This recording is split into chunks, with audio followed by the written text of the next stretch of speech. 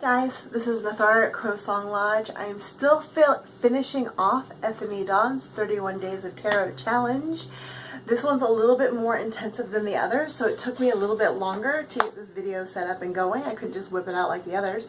This is day 21, and today's prompt is share with us some of your favorite tarot deck storage, right? So a little bit more intense than I need in my decks. So first of all, I want to share with you, this is how I store my tarot decks. This is my little Rockland rolling suitcase. He's got little owls all over him, and he's adorable. I love him. He's got a little telescoping handle, and so I can attach other bags and stuff to them, and he rolls nicely. And he's got these little backpack straps, so I can carry him on in my back if I really want. And I bought him because, and he's a him, and I don't know why, but I got him because I was teaching tarot classes in Casa Grande, and it's really important to me that people not have to buy their own decks to come to my tarot classes, and also that they're able to explore a variety of decks during the course of my classes. And so I bring all of my tarot decks with me, and so I needed a way to bring all of my tarot decks, and they all do fit into this bag. So inside my suitcase, my little owl covered suitcase, and I was able to get him from Amazon for like 25 bucks, so it was a pretty good deal. So inside my little suitcase, man, I have all the ways I store my decks. Now, these are oracle decks on top, so I'm just going to set them aside, and I have room for books as well, so books for decks that I'm not totally familiar with. Now, my tarot decks that I use a lot live in their own special boxes. So, and I got this from my mom. So she really liked the metal inlaid boxes, and she was really into the wooden ones. Now, I'm just obsessed with wooden boxes, and I'm pretty sure I got that from her. And I love them very much. They're just beautiful, and because I love my honey so much, he's in the other room, and I'm not sure if he can hear me, but because I love him so much, I do not buy them whenever I see them anymore. But so you can see, this is my dragon tarot, and he lives in this box. And the boxes, I buy them so they're just big enough so that there's extra room in them, so that if I have crystals and stuff, there we go. Come on, shake loose, little crystal. So my dragon tarot has a crystal assigned to him. This is the crystal that will live with him forever and ever. And so they are inseparable, and they are just assigned together, and they stay in that box just like that. But that's not the only way I store my tarot decks. I also have, this is a honest to goodness rabbit fur pouch that I made myself. I'm not sure when I made it. It's been quite a while now, probably 10 years ago. I'm just going to guess because that's what I say about everything. I know it's been at least 10 years, somewhere between 10 and 20, I'd say. I'm not good at time, guys. That's just how that is anymore. So, but I picked up a couple of rabbit pelts, I'm going to say from the Ren Fair at some point. And so I'm pretty sure this is my Fantastic Tarot that lives in here. It is my Fantastic Tarot. So that used to be my working deck for a long time. So it lives in the rabbit fur pouch. This is not my favorite way to store decks because it doesn't have a clean closure. And so little stones and accessories tend to fall out of this. And it's very hard to seal it up tight. Also, it's not very waterproof. But it looks pretty cool, and like if you're carrying it, it looks pretty impressive. Now, for decks that I don't use very often, especially like my mother's decks that she kept in their original boxes, I still keep in their original boxes as well. So this is her Tote Tarot deck, and so it's in its original box that it came in, just like the day it was born. And then I still have something I did recently.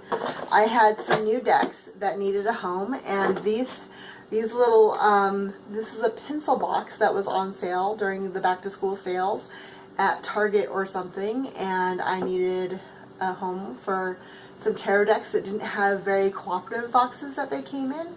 And I don't like pouches anymore because they tend not to be waterproof, and so that's what I went with. So I went with this metal container, and I like it really well. The problem is it's too spacious and my decks rattle around a lot.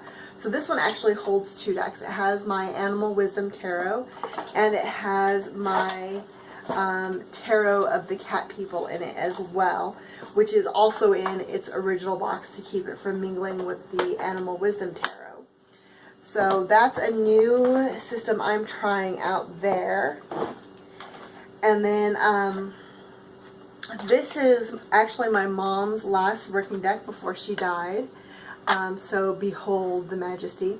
And this is really cool. Her box is really like that because it keeps the cards from scratching up. I don't find very many felt-lined boxes, and I'm mad jealous of that. But you can see, you know, even after she's been gone for 20 years, you know, this box is holding up really great. So I think wooden boxes are probably going to be my favorite forever and ever. Plus they look freaking cool on a shelf. And then something that I picked up recently from Michael's is this, to someday get a wood burning kit or something and decorate it myself, and then I can put my own sigils and stuff on it and paint it the way I like, which will be really nice for personalization. And then this one is actually designed kind of like a book, you know, so it could go on a shelf that way if I want it to. And then it opens, and I have a cloth wrapped deck in here. I actually forgot who lives in here. Oh, it's my mother's retired decks. These are her retired decks that they are missing cards, but she actually wrote the date on when she retired them on there. So there's 2 decks that live in this box, and it's really lovely. So when I get around to decorating this one, I will probably put her name and her information on there. So it's really cool, and it's a good record keeping, and then that can be kind of a little memorial to her, and that will be fun. This is my first tarot box and my first tarot, full-sized tarot deck that I had when I had probably got it when I was 10 or 11. So you can see it's in a black pouch, in a wooden box.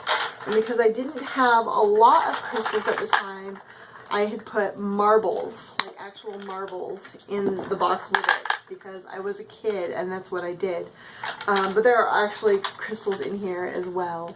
They're just what I had, and so that's kind of adorable of me. I love to use these decks, especially as teaching decks. I dropped my marbles. Because they have a good energy. I don't cleanse my decks of their energy because I think it's kind of fun to show how, even though I have several copies of the exact same deck, the rider-waite deck, over and over and over again, each one has a different personality. They all feel kind of different, and you kind of get a different energy from them. So it's interesting to see how not just the imagery affects you, but the different readers and the different time periods and how they've been handled really change the way the deck feels. So it's really nice to have that as something you can show students in a class. And then this is the Hermetic Tarot, and it lives in its own wooden box as well. Now I actually have a couple new pouches that I left over there, so I'm going to grab them real quick. I'm going to pause the video so you... Okay, so I'm back. So the last thing I wanted to show you that's really cool is the first deck I ever got. You guys have heard me talk about it again and again. It used to live in this cute little bag. I don't know how well you can see it because the lighting is really horrible here. But you can see it's kind of fraying and falling apart, and it's got this cute little adorable zipper and everything. Isn't that fun? So I'm probably going to recycle this into something else. But my friend Esther actually does knob bending, and she made a replacement pouch for him. And so this is his new pouch. It's not quite done yet. I'm going to add some adornments to it. But this guy lives in my bag, so he needs something really hardy and durable that will protect him. This is an acrylic blend yarn, so it's actually somewhat waterproof, and it's really super durable. The weave is really stiff and firm, but it's soft enough that it's not going to scratch my cards, and it's not going to damage anything in my purse either. But it's firm enough that it's going to protect my deck from everything else in my purse. Because let's face it, purses are not safe places. And then the colors are really neat because they kind of go with the colors of the deck as well. So check that out. And it slides in there really nicely in and out. And the pouch actually stands up on a table all by itself. Not in my hand, obviously. But so that's really exciting. I'll give you the link to her website in the description of this video. So if you want to check out her pouches, you can go do that. She's been really slow about posting them on her site. So if you don't see them there, just email her and nag her about it because she's taking on a lot of custom work right now. So you should jump on that. But these are adorable and I love them so much. So check them out. But those are my favorite ways to store my tarot decks. Don't be afraid to experiment. Whatever makes you happy is really the best way to do it. And there's even more ways, guys.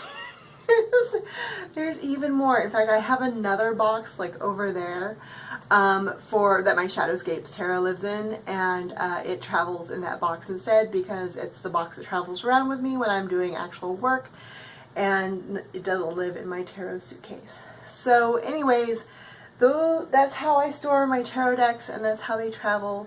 And I love my little owl bag from Amazon. So check it out. And I can't wait to see how everyone else is storing their tarot. So again, this is Nathara at CrowSong Lodge. I apologize for the really crappy lighting, but I'm sitting on the floor. What can I say? Nathara at CrowSong Lodge, signing out again. Catch you guys later. Bye.